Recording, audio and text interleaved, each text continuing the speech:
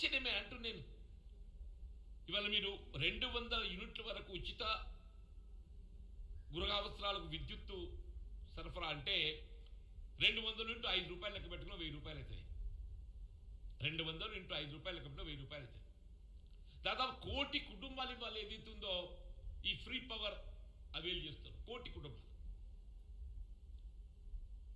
అంటే 1 కోటి ఇంటూ 1000 1000 కోట్లు ప్రతి నెల. 1 కోటి ఇంటూ 1000 ప్రతి నెల 1000 రూపాయలు నిరుపేద వర్గాలు 200 యూనిట్ల లోపు విద్యుత్ వాడుకునే వాళ్ళకి ఏదైతుందో ఈ రాష్ట్ర ప్రభుత్వం కాంగ్రెస్ పార్టీ ప్రభుత్వం అధికారానికి వచ్చిన తర్వాత రాయితీ కల్పిస్తుంది.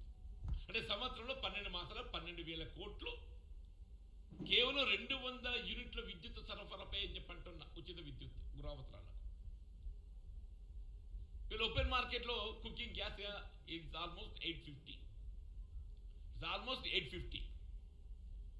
500 రూపాయలకు అదనంగా చెల్లింపు అంటే 350 రూపాయలు consumer is getting back. Consumer is getting back అంటే అదొక 350 కోట్లు అనుకోండి. 350 ఇంటూ 12 మాసాలు it's almost 4,000 crores. Almost 4,000 crores only on cooking gas.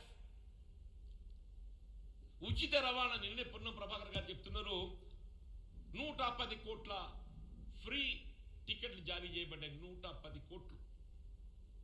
110 కోట్లు అంటే ఒక్కొక్క టికెట్ 20 రూపాయలు మనం యావరేజ్ పెట్టుకుంటే అదొక 2,000 కోట్లు. నీకు ఉచిత రవాణా సౌకర్యంపై 2,000 కోట్లు,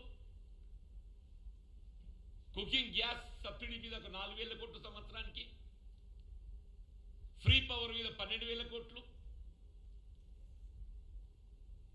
అంటే 12, 4, 16, 2, 18,000 కోట్లు అంటే వీళ్ళ సంవత్సరానికి ఆల్మోస్ట్ 20,000 కోట్ల రాయితీ కల్పింప చేయబడే విధంగా కాంగ్రెస్ పార్టీ అధికారానికి వచ్చిన తర్వాత కార్యక్రమాలు అమలు చేపట్టింది. రైతాంగాన్ని రుణమాఫీ 2 లక్షల రూపాయల వరకు రుణమాఫీ అంటే ఆల్మోస్ట్ నిన్న ముఖ్యమంత్రి గారు చెప్పింది 20,600 కోట్లు సంథింగ్ ఇస్తుంది. 20,600 కోట్లు, 21,000 కోట్లు. దేశంలో ఎక్కడైనా ఏ రాష్ట్రంలోనైనా బీజేపీ పాలిత రాష్ట్రాలు ఉన్నాయి. మీరు బీజేపీ పాలిత రాష్ట్రాలలో ఎక్కడైనా రుణమాఫీ అమలు చేస్తున్నారా?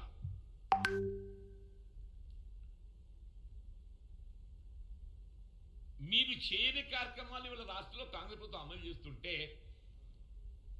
ప్రభుత్వంగా రైతుకు అండగా నిలవాలనే భావన తపనతో ఏదైతుందో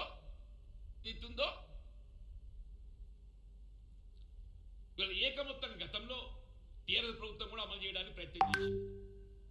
అన్నట్టు విడతల వారీగా చేయడంతో ఏమైపోయింది, అది వడ్డీ మాఫీగా సరిపోయింది. బట్ టుడే ఏకమొత్తంగా అమలు చేయడంతో ఏదైతుందో రైతుకు వీళ్ళ వడ్డీ భారం లేకుండా కార్యక్రమం అమలు చేస్తుంటే మరి భారతీయ జనతా పార్టీ మేము కూడా ఏదో మాట్లాడుకుంటే ఎట్లుంటుంది, మేము ఎక్కడ కూడా కనబడకుంటే అయిపోతున్నాం చెప్పి అనుకుంటే ఇట్లనే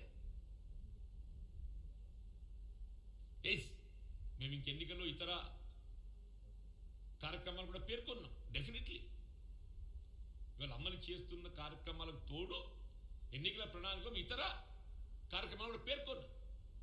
వాటిని కూడా అమలు చేయవలసిన బాధ్యత వీళ్ళ రాష్ట్ర ప్రభుత్వం కాంగ్రెస్ పార్టీపై ఉన్నది. మీరెక్కడైనా మీరు విదేశాల్లో మూలుగుతున్న నల్లధనాన్ని తీసుకొచ్చి ప్రతి నిరుపేద అకౌంట్లో 15 లక్షల రూపాయలు వేస్తామన్నారా? విదేశాల్లో మూలుగుతున్న నల్లధనాన్ని తీసుకొచ్చి నిరుపేద అకౌంట్లో 15 లక్షల రూపాయలు వేస్తామని చెప్పన్నారు. 10 సంవత్సరాలు గడిచిపోయింది. ఇవాళ 3వ పర్యాయం అధికారానికి వచ్చారు. కేవలం మత విద్వేషాలు రెచ్చగొడుతూ ఏ విధంగా అధికారం చేజిక్కించుకోవాలని తాపత్రయ ప్రయత్నం తప్ప మీరు విదేశాల్లో మూలుగుతున్న నల్లధనం తేవడం కాదనైనా అది రెట్టింపైపోయింది, పెరిగిపోయింది.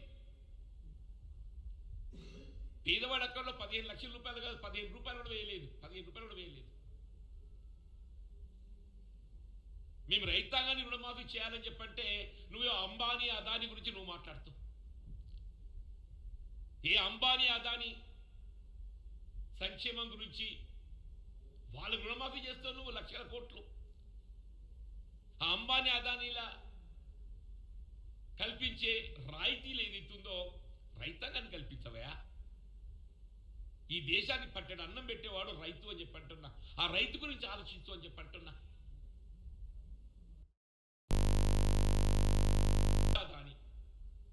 ఆర్థిక నేరస్తులను అంటగాగుతూ వాళ్ళ ఆర్థిక పురోభివృద్ధి కోసం ఏదైతుందో తోడ్పడమే వీళ్ళ ఎన్డీఏ ఎజెండా లెక్క కనబడుతుంది అని చెప్పండి. వీళ్ళ పెట్రోల్ డీజిల్ ప్రైసెస్ నీకు ఇంటర్నేషనల్ మార్కెట్లో క్రూడ్ ఆయిల్ ఇలా గతానికి ఇప్పటికి ఏదైతుందో తగ్గింది. యూ టేక్ 2013-14 ఇప్పుడు తీసుకుంటే బ్యారెల్ అన్నాడు almost it was $105. Well, it has come down to 90. తగ్గింది.